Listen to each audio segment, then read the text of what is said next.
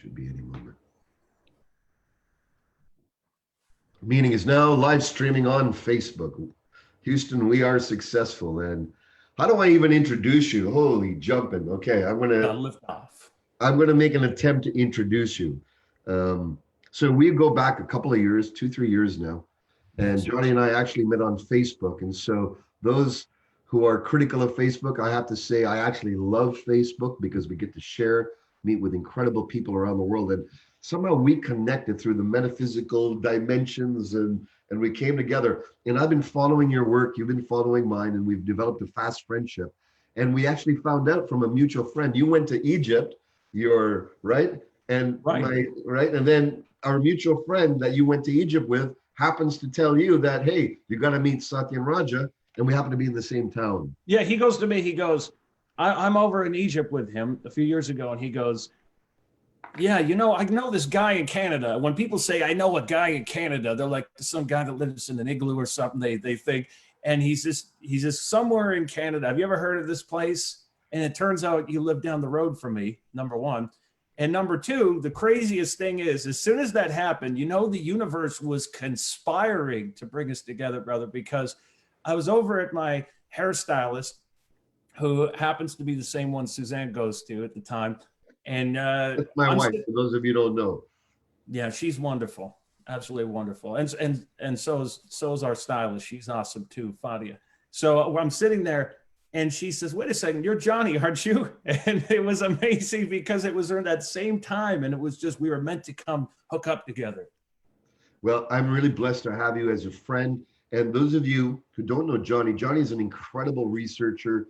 He goes deep into metaphysical research, what some people would call conspiracy research. I don't like to call it that, although some of it can go out there. He's very involved in understanding the underlying mechanics of this universe. And your shares are prolific on Facebook on every single topic, and so illuminating and expanding. So thank you, brother, for being here. And let's dive in, okay? Well, you know what? I just want to say before we dive in, thank you for the kind words, my dear brother and friend. I mean, I feel the same way about you. Since I met you, I was always telling people that I think of you like Morpheus from the Matrix. Here you are, when you first started talking to me, you're like, I want you to sit down right now, close your eyes. You made the room disappear. You put me somewhere out there in the stars and start opening up this cosmic, world of thoughts and realizations and geometry and everything. And then I came back down into my body, and the whole, reality started to come back together again. So I'm so honored to call you a friend too, man. Thank you, brother. So tell us a little bit about what is your background? What do you do? So we get a good understanding of that, okay?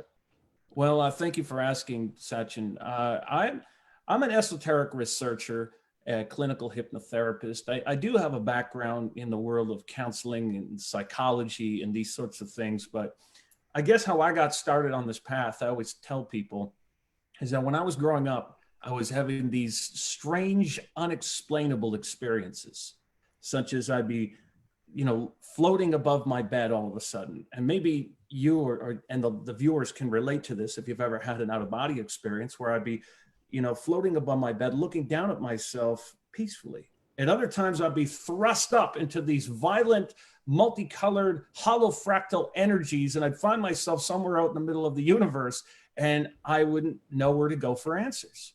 And I lived in a very religious household at the time, so there was like an information embargo, so I couldn't get answers.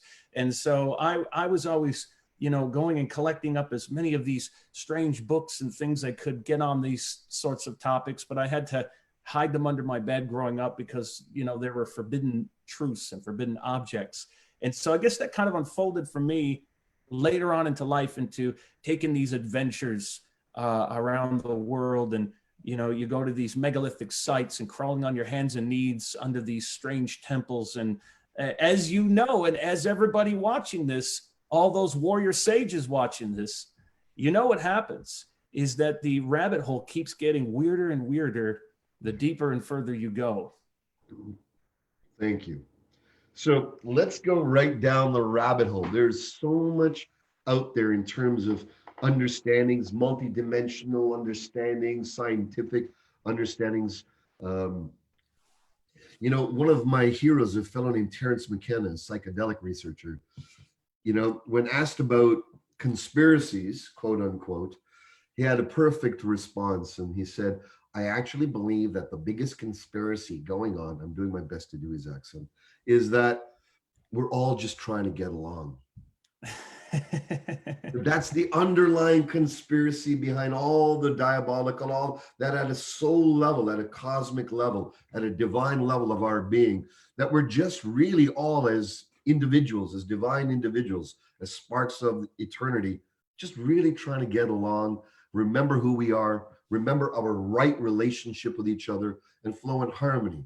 And yet, we have all these years, if you will, lifetimes, incarnations, patternings, expansions that are imprinting us with all types of divisive, separative motives, intents. And that's why we're having the challenges we have in on our planet, in our lives, in our worlds, is because we're forgetting the unity that's already there, and we're forgetting we actually just want to get along. So I'd like to hear what your sense is of what is a conspiracy, what makes it valid, invalid, and just take us down the rabbit hole, would you, brother? Well, when we think about conspiracies, humans conspire. We're always conspiring. We always have these different plans and machinations that are going all throughout history. We know they've been taking place, and we've been influenced from many different directions. Sometimes we don't realize we're being influenced. And, you know, for myself, I have worked and studied in the realm of clinical hypnotherapy. And so we look at things like neuro-linguistic programming. And we know that, you know, there are ways to become influenced, as we've been influenced many times before, by certain advertisements, by certain suggestions, the colors that you see when you're looking around outside of a billboard, or the type of wording. There's key aspects of things that will come at us, and we might say, well, did those people conspire to influence us in a certain way? Well, of course they did. When we look throughout our history, we know we've had groups like the Knights Templars, or the Knights of Malta, and different groups that had certain sacred ideals and truths, or the Pythagorean schools that they were trying to drip down into society, and they were holding sacred truths at times that they were persecuted for. So you might say that I think that there's many different layers to the onion, but Terence was so wise. I think when you bring up Terence McKenna, he most certainly was always looking at our cultural programming, and he was saying, you know, that culture is not your friend, right? Absolutely. So let's go down this rabbit hole. We've got this whole corona experience that's going on worldwide. I'd really like, and, you know, and I want to caveat, I know you and I have discussed what is reality a few times. And I think what's really powerful and that we have incongruences is much of reality is what we can actually make of it. What actually the absolute full exact facts are, what's happening, none of us will actually totally know every intricacy of, even just right now, the fact that we picked up the phone, hey, would you like to meet here and set up a time? We had to plan behind the scenes to have this happen. Exactly. So there's constant planning going on behind the scenes to elicit and to manifest and materialize motives. Some of those motives might be more conscious, more unified in being. Some of these ones are just self-centric motive intentions that we do. Like you said, in advertising and all that, these impressions are going out. They are making an impression. And that's the first thing I want to get across. They are making an impression. And when we as individuals aren't just in a sleep state, taking in these impressions and then allowing ourselves to get impressed and then doing what those impressions sort of push us towards, when we can start waking up to the whole realm of how are we being impressed? What motives are there that are being subjected to us? How can we discern the true and false? How can we feel for what is alignment and in alignment with a higher good rather than just some base or selfing or diabolical even motive? So how do we sort all this out with all the incredible inside information? Some of it seems very conflicting coming from the alternative realms. Well, that's a very good question. There's so many multi-dimensional aspects to what we're talking about there, of course, with reality coming into it, because we have to ask ourselves, just like you said, what more is reality than a series of neurological and physiological discharges. So we get this reality that is being decoded, through the rods and cones in our eyes. It's going up to, through these two visual cortices, and you're bringing it up, how we know how the optic nerve works and everything like that, but it's being decoded in a certain way that each of us is processing reality different. We all have this different perspective. In quantum mechanics, we learned that there is this processing of reality that it's differentiated in so many different ways depending on how you look at it, like Schrodinger's dictum. So the one thing that we get with this coronavirus is that there's so many people coming at it from different directions. There are some people in the alternative truth media that are saying it doesn't actually exist. They're saying that, they're taking an aspect of saying, is this just a belief that this thing is there? And, they're not necessarily incorrect by saying that, what we perceive in reality, that there are various aspects that we are giving it purpose. But like the sense that it is objectified like that. And then there's others that saying, is this thing natural? Did it come from nature? Is it a natural mutation? Did it come in from bats? Is that where it came from? Because we know that there are coronaviruses connected to bats. And then we have a very good argument when we look at this particular virus, that we see that it is not a natural mutation when we look at it closer. When we examine it, as you and I have discussed. And this is what your politicians, I believe, have actually looked at. They've looked at the fact that when you look at the outside of this thing, it has this outer shell of these things called glycoproteins or bacteriophages. And this thing is about 90 to 100 nanometers thick. Okay, it's very heavy. And what the good news is about it is that when it lands on certain surfaces, that it can be destroyed by sunlight or ultraviolet light. But we know that when we look at it a little further, that it's been spliced together very carefully. And you're starting to see little pieces of evidence every day on the news that are being drip fed to you. You're starting to learn little things about how it operates. Well, we know it's been spliced together very, very cleverly with what we would call an HIV carrier, so that it permanently rewrites itself into your RNA, your ribonucleic acid, which has 4 parts to it, just like binary code. So we're talking about something that could be rewriting your DNA. This is like an operating system. But we also see another part of it where it's been attached to a fungus, which allows it to become airborne and travel faster. So it enters like tuberculosis, and it has this process of running through the body. But in a way, which is very interesting, is that it affects everybody a little bit differently due to these things called cytokine storms. It also attaches to the immune system differently when we look how it works with the T cells and everything like that. And it almost has a way of, I want to say, like there's a transformation that you go through. There's a greater implication of this, almost like when people look at a magic mushroom trip, that it's different for each person subjectively. I think this thing affects everybody subjectively, and it affects the collective as a whole subjectively, which is very fascinating about it. But the reason I'm pointing this out, we have these different perspectives that come into this. We almost get this hermeneutical aspect of it when we look at it. From a philosophical point of view, is that when we look at it like this, if this thing was very cleverly put together, that there is a reason then in the realm of conspiracy. There's a reason why it would be rolled out in the way that it is. And then we got to ask ourselves, well, what is the reason for it? What do we see happening around us? And where are we going to go next with this, right? So you've hit it right on the key. So thanks for fleshing that out. What are the opinions that you've researched out there? What are ones that you feel might have more validity? And of course, I'm sharing with everyone here, we are not claiming, or you're not claiming this is the way it is. These are ideas that you've been looking at. So based on your research, what is coming together in your consciousness regarding why it's here, the motive it's here, and its purpose? Well, I want to say that there's a lot that happens on our planet. And this is just my opinion as someone who's worked with people doing clinical hypnotherapy.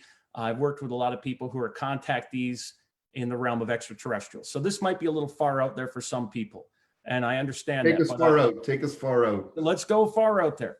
I want to make a suggestion to people that a lot of what happens on our planet that's influenced down through our power structures, believe it or not, comes from about 3,000 light years away from here.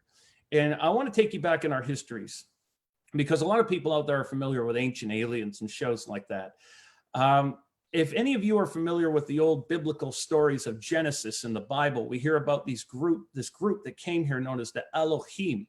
So the Elohim in the book of Genesis in the Bible, they come and they say, let us make man, or Ish, as it's called, in our image. So what they were suggesting is that there were already folks on this earth. Whether you want to say that, they started with apes, or they started with Neanderthals, or Homo erectus, and various groups. So we know that they were working with a group. So they weren't starting from scratch. They were saying, let us give these folks an upgrade. So we go. Elohim is not a singular; it's a plural right? term for gods in plural. That is correct, my friend. And we know that in that whole area of Genesis, it's been mistranslated to say God, like the all-encompassing God. The whole thing is Elohim all the way through. And it also says in the correct translations that they're not creating the earth from scratch. That's a mistranslation. It says that they're recreating the earth. The term that people mistranslated, the King James translators mistranslated, was tohu vavohu. And that actually has been mistranslated to void and without form, but it should be from waste and desolation. So there was a great cataclysmic event. There were some folks here that did some genetic experiments. You move forward in the Bible, we have all sorts of other stories that show that they're being influenced. So for example, in Ezekiel, we know that he was taken up. There was these cylinders within cylinder wheels that had these bright, shiny rims with thousands of what he described as blinking eyes, which we know were lights.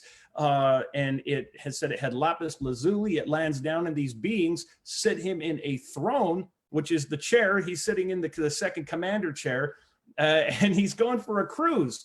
Well, we also know that if you look into the Indian texts, which you and I have described in the Hindu Vedas, you got the Mahabharata, the Samarangana Sutradhara, and those sort of books. I believe it's in the fifth book of the Mahabharata? The fifth book of the Mahabharata, when we're talking about ascending to heaven, Arjuna is taken up, and he's shown these 3 cities, right? And Arjuna, he's actually told the commander's name, the pilot's name. They're going up there and they're having wars up there. They see these very advanced cities that are involved with us. The same with the apocryphal book of Enoch mentioned in the Bible. He also shown these 3 cities. So we're shown that our earth, throughout our ancient histories, that we can go back, we have been influenced for a very long time. And you might say we've had these gardeners on the planet. And just to make another quick point about this, the gardeners on the planet, they say in the book of Enoch, and going under there, that's why they caused cataclysms on the earth. That's why they caused floods, because we had created so many problems. And there was also genetic areas that you could see that maybe we had some genetic flaws. We inherited sort of traits of maybe some primal traits of violence and hunting and killing each other, and different folks, different chromosome mismatching. It said that they produced giants in other areas. So there's all kinds of sort of influences that were coming up. So it's my opinion that what we could be seeing now, especially with this instruction for what we have here, that it is not coming directly from here, and that it potentially it has instructions from somewhere else that could be leading up to a great civilization where we're headed in the future.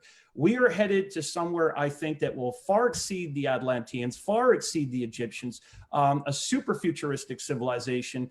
And I think that those folks up there cannot directly get involved with us down here. They cannot step in and make us do things. So they have to use the current power structures on our planet, who are us, who certain folks that we see on the front stage that we perceive as somebody who might be mandating this. I don't want to name any names, but certain people on Facebook right now might be, pointing fingers at certain folks and say, well, that guy's a billionaire. That guy's a technocratic guy, technology wizard. He has this.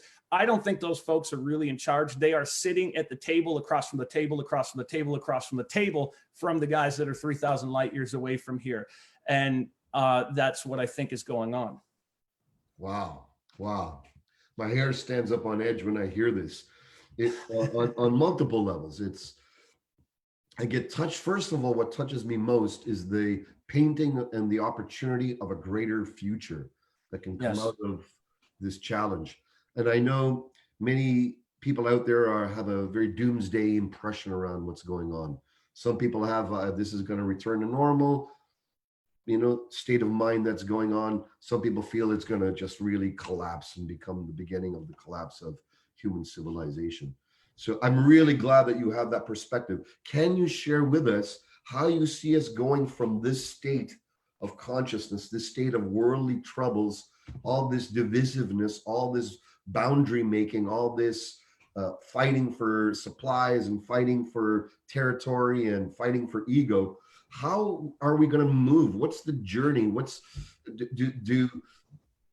Is there a portent? Is there a vision that is being given to us to move into? Well, I'm going to speak like this, hypothetically speaking. What if, this is a big what if there had been a plan in place all along? What if there was a plan, let's say going back over 30, 40 years ago, that society was going to be restructured? Because how many of us have sat back and we've looked at the world and we sit back and we have our technology, we have our smartphones that we think are so advanced, and we have all this, let's say we have a flat screen TV or whatever it is, but we look around the world, we see there's violence, there's inequality, there are people destroying each other, there's poverty, there's famine, there's all these things around the world, but we don't really have any real solutions for it. We sit back. So we are getting on many parts, people will say, well, why would, the universe, source, God, or whatever it is out there that is directing us, why would we be allowed to go through this? Well, I believe that there is a great shifting, a dramatic shifting. We are getting thrust into this thing, and it's being sped up in front of us. But what if there was a plan some many years ago to completely change our economic systems? What if, let's say, there was a plan to do a crash of our financial systems in 2008? And what if that there was a plan in place to crash the economies of the world intentionally in 2020, that this crash would be bigger than the Great Depression? In a different way, because we have different resources and boundaries and ways of shifting over to this these days. It's a little different. But what if there was one more after that that would give us another, like a smaller one, but sort of a push into a new system and a new way of thinking altogether? So if that were to happen, what you would do is that you would use a situation like this to completely restructure society as a whole. Everything would get shut down until the IMF sort of declared these countries to not really have, a tangible economy. We would have a new economic system rolled out. Let's just say that it just so happened to use a blockchain-like system that we see like Bitcoin. So we roll out a digital currency. All of our current financial areas will be rolled out into that. Your debit cards, your Visa, your MasterCard, everything will be rolled out into that particular system.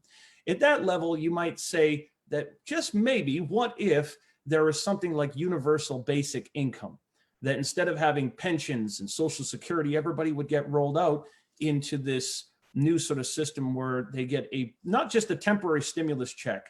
Let's just say that was introduced into the psyche for now, let's just pretend that it's temporary, but it is actually going to be permanent, more like around $2,500 a month for everyone over 18 years of age.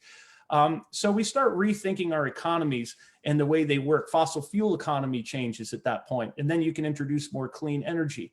At that level, you roll it out. And yes, there are concerns in the world about resources and where we're going. So I would suggest that just very possibly that if we look at things like CRISPR-9, when we see genome editing and everything out there, that we might see that the gardeners of humanity have intentions over, let's just speak hypothetically here, over a 10-year period over the next decade, to make some very key changes to the human genome. Because we know that once this thing passes around the world, it's going to be in the genome of everybody on this planet. Even the immunizations that will come forward, those will be RNA based. So there is potentially an idea we could be looking at in the future, which I think is a very real possibility.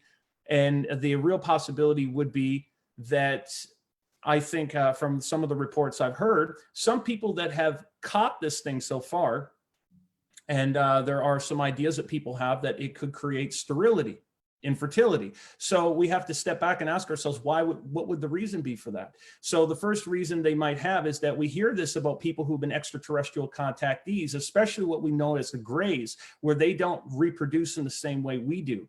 The advanced extraterrestrial societies, what they do is they don't have abortions and accidental pregnancies, condoms, birth control pills, all that goes out the window. They have a more advanced civilization where they would plan a family very carefully. Two people would come together. They would come together and pick whatever it is, from hair color, eye color, whatever it is, and disease and all these things would be edited out, and there would be an insemination process. I know some people aren't going to like that idea, and they're going to feel that that's a natural biological right that goes out the window. But that's one sort of scenario that comes with those advanced civilizations. The other thing, going back into that biblical story we talked about, let's just say that we inherited some genetics from our old hunter-gatherer sort of folks, like let's say the Neanderthals that a lot of people have. We also cross with guys like Denisovans and other people. So let's say that there are some of these old genes that we've inherited down the road, that we know that there's a problem on this planet with psychopathy, for example. Psychopathy is something that causes people to enjoy inflicting pain upon others and suffering. So there's a genetic malfunction there. So what if we had sort of a genetic operating system with various ways that could change this, so that genome area through, we know how CRISPR works in synthetic biology with a sugar carrier, that you can turn off certain gene expressions. What if that was turned off over time? Violent areas and disease was edited out. So you might say that what if there is a hybridization program in place over the next decade? I'm not saying whether I'm either for it or against it. I'm just saying that for me, taking a step back and looking at this particular model, if we take this hypothesis, this is sort of what it looks like to me, could be taking place, along with perhaps some eugenics, population control, changing our population numbers, coming down. That's where it seems like it's going.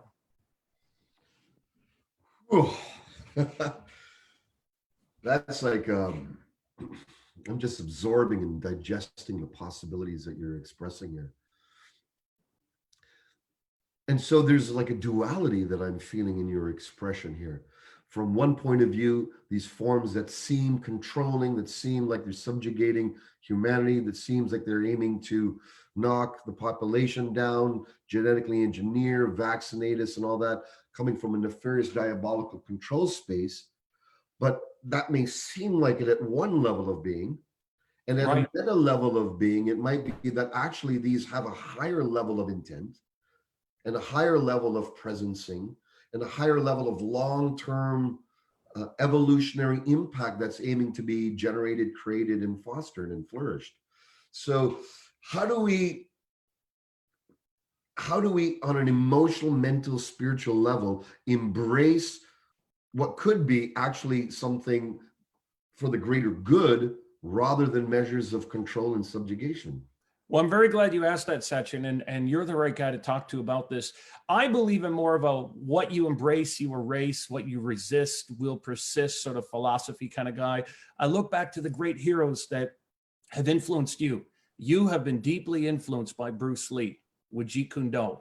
And Bruce Lee said, be like my friend water, be formless, be free.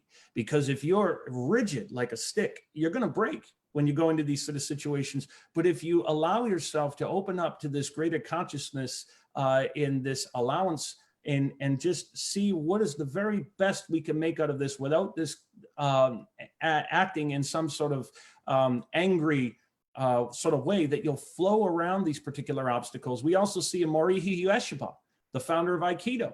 Not just we go over into these particular ideas with Jeet Kune Do and whatnot, but in Aikido, in judo, you see that if an opponent comes at somebody and they strike a blow, you're using the force of the opponent and you're going around them and flowing around them. So I think ultimately, as we move through these changes, you're going to see a lot of incredible, big, happy changes in the future. Life is going to be so different that many of you watching this are not going to recognize the world by 2024, 25.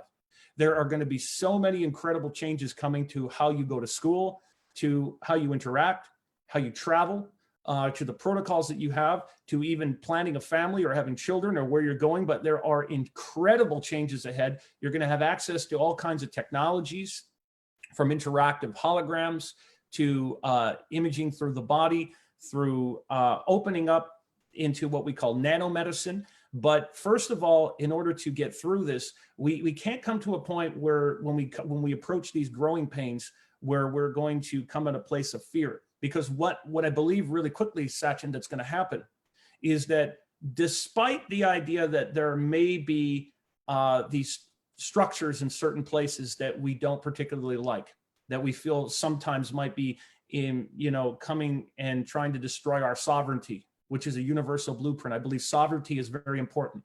At times, they might even have ideas that we should become a hive mind. I don't believe that it's ultimately possible, because as a collective, we will evolve and grow beyond that.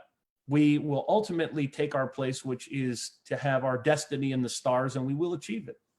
Wow. Wow. Thank you. Thank you. You shared about all these upcoming changes that are in the realm of possibility. Would you be kind enough to flush those out even more? What are these beautiful, enlivening, holistically aligned, conscious aligned potentials that you see can be coming? I'd like you Well, to I want to thank you so much for asking that. And I love your spirit, my friend. I just love how you look at these things and how you put that. I want to tell people that it's just like Tupac Shakur said. He said, there's going to be some stuff in the future that you might not like at times, that might be challenging at times, or might be difficult. But through all the rain and pain, you really got to keep going. You got to never take your eyes off the prize. But that's here anyways. There's things we don't like about our world already right now. There's things that we like, but there's a lot of shit on this planet as well right now. That's right. And that's so right. It's not just about the future. It's already here. So that's right. So essentially, what you're going to see coming up is there's going to be a radical and dramatic change in weather patterns.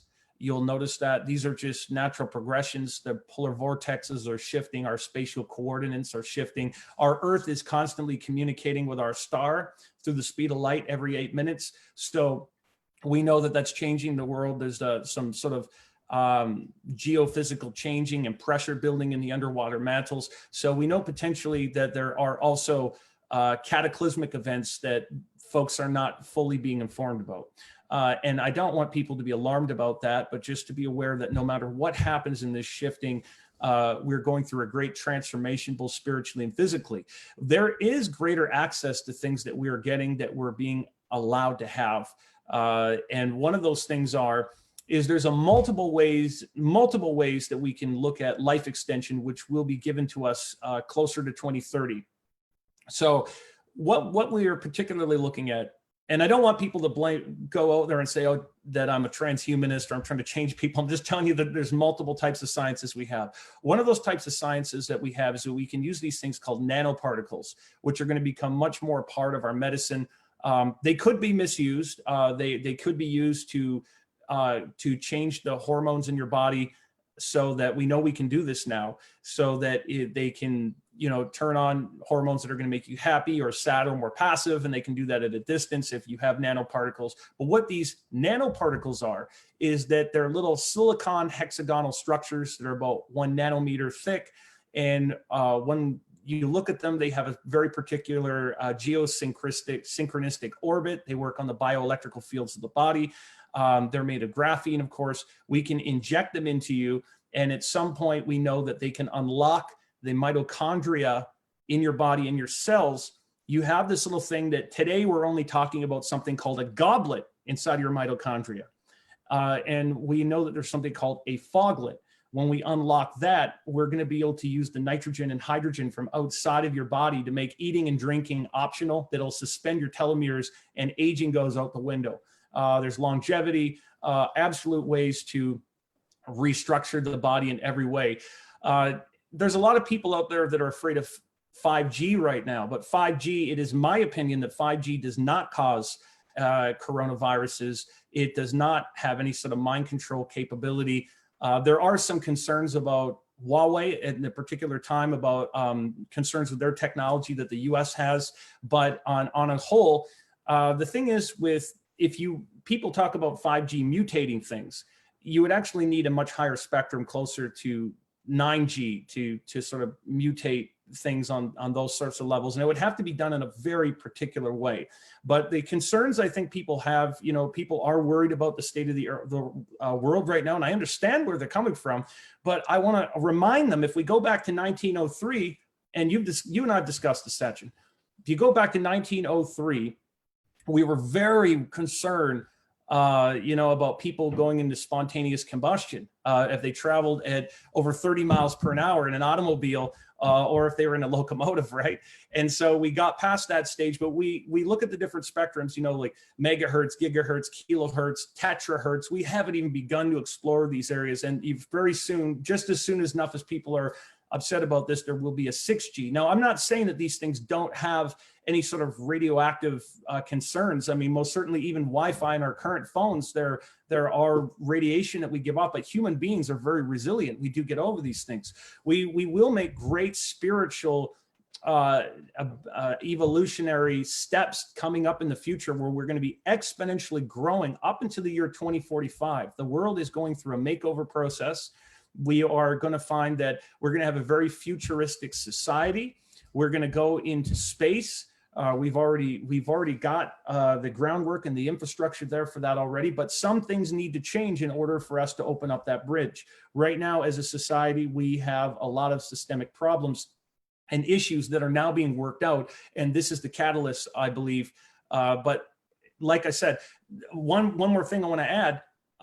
Like I said, that this is going to be a different future by 2024 to 2025.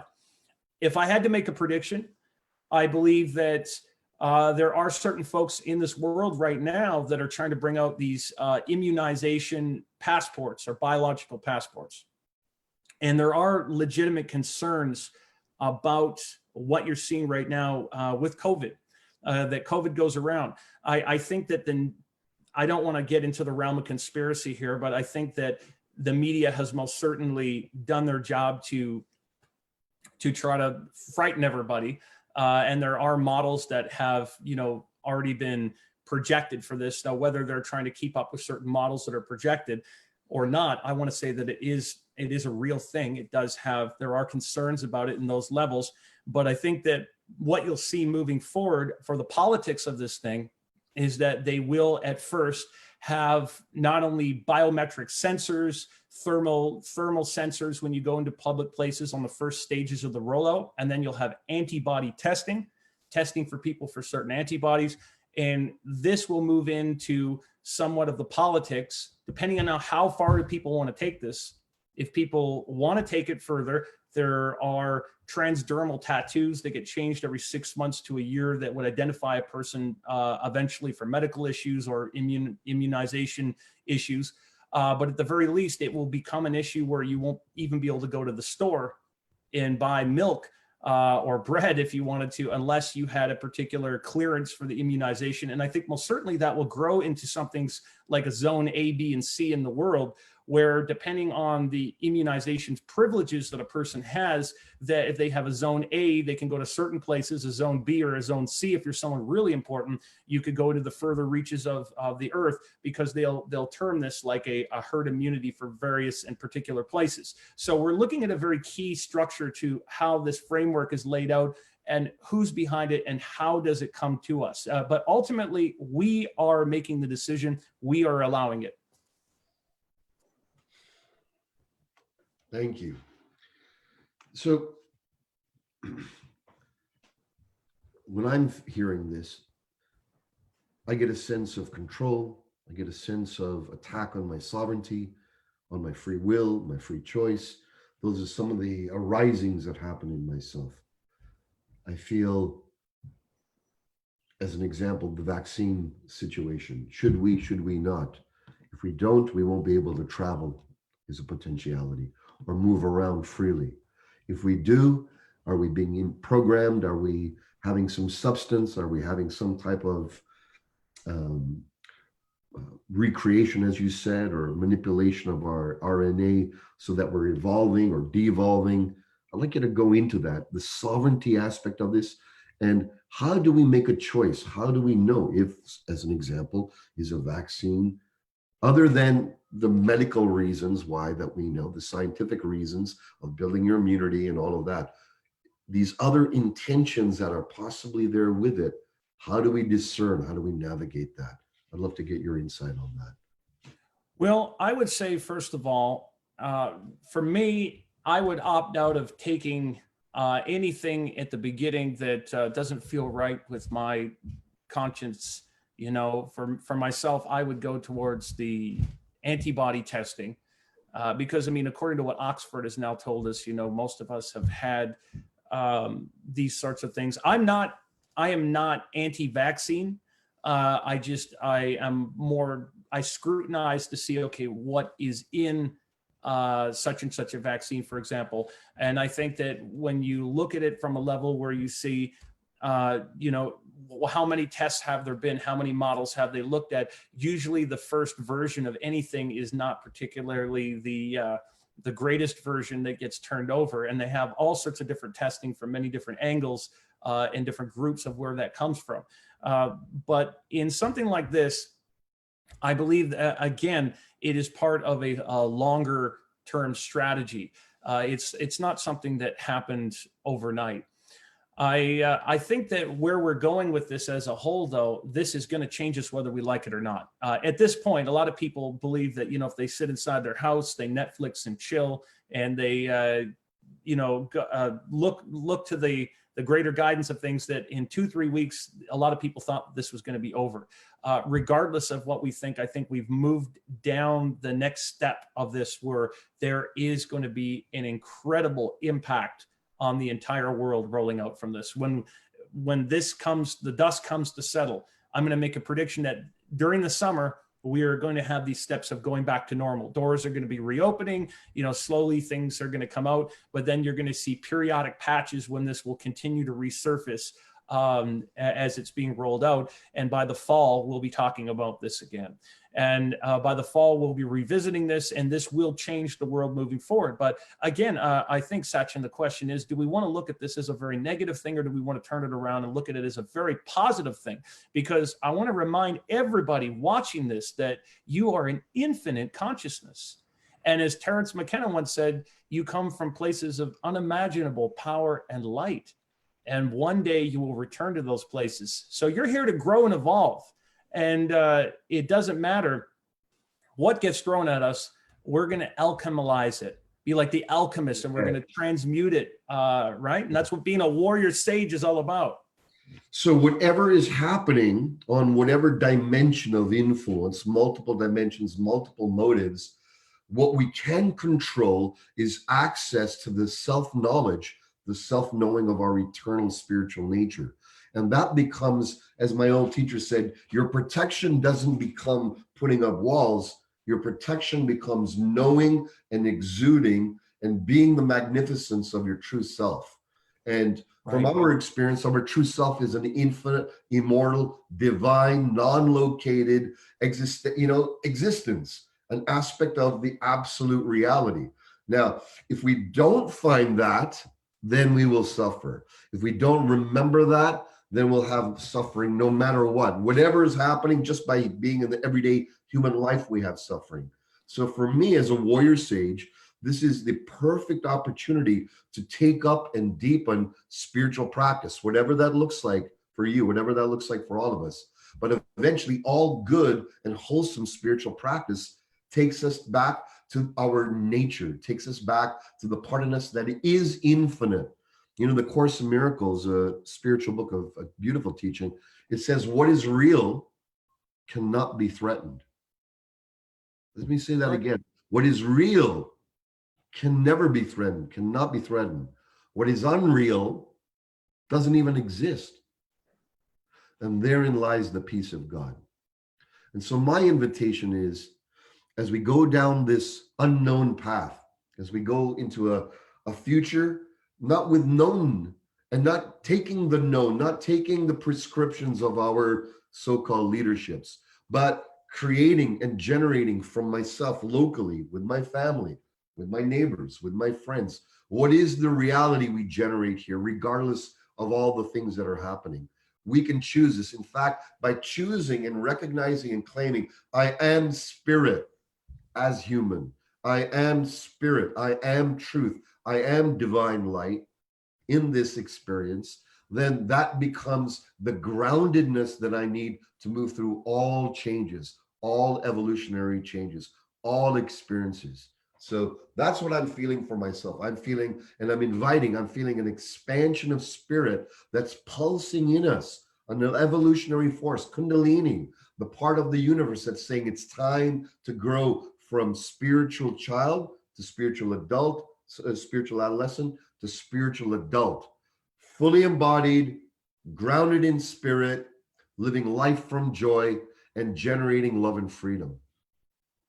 I love that. And there is absolutely a great unfolding of this consciousness and how we can use that right now to, take that next step of where we're going. I'm reminded of my friend Daniel Brinkley, who, of course, as you're well familiar with, he's died 4 times and he survived to talk about it. He was hit by lightning. They made a very famous NBC movie out of him with Eric Roberts. And when he died the first time around, and it was very well documented by the great Dr. Raymond Moody, that the first time around, he was not a very nice guy. He wasn't treating people very nicely. And he was not a spiritual guy, not interested in these sorts of things at all. He was in the Marine Corps. And when he died, and he went over to the other side and he reviewed his life on the 360-degree panoramic life review, reviewed it as himself. And just like you said from the Course of Miracles about what is real, it's just like the Tao principle of the name that can be named is not the nameless name or the ineffable name. Well, when he went through this particular process, these beings of light took him aside and they said to him, Daniel, you are a great and mighty spiritual being with dignity, direction, and purpose.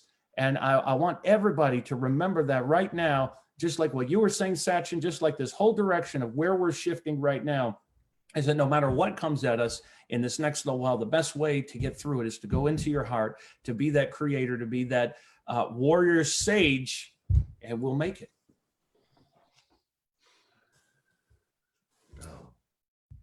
Aho, aho. I want to thank you, brother. That's the perfect place to complete and dial this in. Any last things in your heart to share with us?